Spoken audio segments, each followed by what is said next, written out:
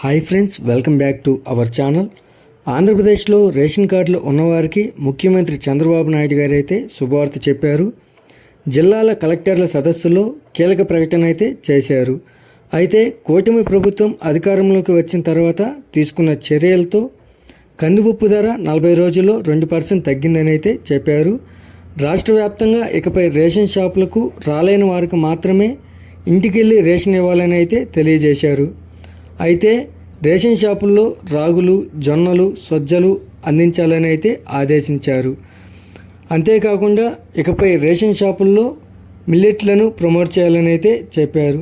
అయితే సెప్టెంబర్ నెల నుంచి పంచదార పంపిణీ ప్రారంభించమన్నారు. అలాగే 6,000 మంది రేషన్ డీలర్ల నియామకాలని భర్తీ చేస్తామని, ధాన్యం సేకరణకు కొత్త విధానం తీసుకొస్తామని చెప్పారు. సెప్టెంబర్ నాటికి ఏర్పాట్లు పూర్తి చేసి అక్టోబర్లో సేకరణ ప్రారంభిస్తామని తెలియజేశారు. అయితే రాష్ట్ర వ్యాప్తంగా ఇళ్ల దగ్గరికే రేషన్ సరుకుల సరఫరా కోసం 1,800 కోట్లతో కొన్న వాహనాలు, డ్రైవర్లు నెలలో సగం రోజులు ఖాళీగా ఉంటున్నాయన్నారు చంద్రబాబు. ఇదంతా అనవసరపు ఖర్చు తప్ప వాటి వల్ల కార్డుదారులకు ప్రయోజనం లేకుండా పోయిందన్నారు. ఒక్కో వాహనం 15 రోజులే పనిచెప్పారని, 2 వ్యక్తులకు నెల జీతం ఇచ్చారన్నారు. ఈ రేషన్ వాహనాలను బియ్యం అక్రమ వ్యాపారానికి వినియోగించారని ఆరోపించారు. అలాగే రేషన్ బియ్యం పక్కదారి పట్టిందన్నారు చంద్రబాబు నాయుడు. అయితే ఇంటింటికి రేషన్ బండి అంటూ వాహనాలు పెట్టారని, వాటిల్లో రేషన్ తీసుకోవాలంటే రోడ్డు మీదకు వచ్చి అందరూ గంటల తరబడి లైన్లో నిల్చోవాల్సిన పరిస్థితి ఉండేదన్నారు. గతంలో ప్రజలు ఎప్పుడు కావాలంటే అప్పుడు వాళ్ళ ఫ్రీ టైంలో డీలర్ దగ్గరకు వెళ్ళి రేషన్ సరుకులు తెచ్చుకునే వాళ్ళని గుర్తు చేశారు.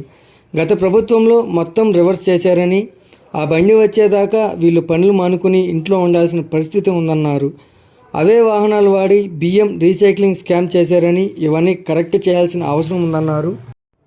అయితే వైఎస్ఆర్సీపీ ప్రభుత్వ హయాంలో ద్వారంపూడి కుటుంబం రేషన్ బియ్యం అక్రమాలపై ముఖ్యమంత్రి చంద్రబాబు కలెక్టర్ల కాన్ఫరెన్స్లో ప్రస్తావించారు.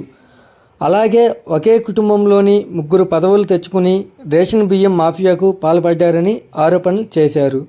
అయితే రేషన్ డిపోల్లో గతంలో రకరకాల నిత్యావసర అందించామని, వివిధ శాఖలపై ఏ విధంగా వ్యవహరించాలనే అంశంపై చంద్రబాబు అధికారులకు కీలక సూచనలు అయితే ఇచ్చారు. గతంలో ధరలు పెరగకూడదనే రైతు బజార్లు ఏర్పాటు చేశామన్నారు. రైతు బజార్లో ధరల నియంత్రణ వంటి అంశాలపై ఎప్పటికప్పుడు పర్యవేక్షించేందుకు జేసీని నియమించాలన్నారు. మొత్తం మీద చంద్రబాబు రేషన్ పంపిణీ అంశంపై ఒక క్లారిటీ అయితే ఇచ్చారు. ఈ వీడియో కనుక నచ్చినట్లయితే లైక్ చేసి సబ్స్క్రైబ్ చేయండి. మరొక కొత్త అప్డేట్తో మీ ముందుకు తీసుకొస్తాను. Thanks for watching.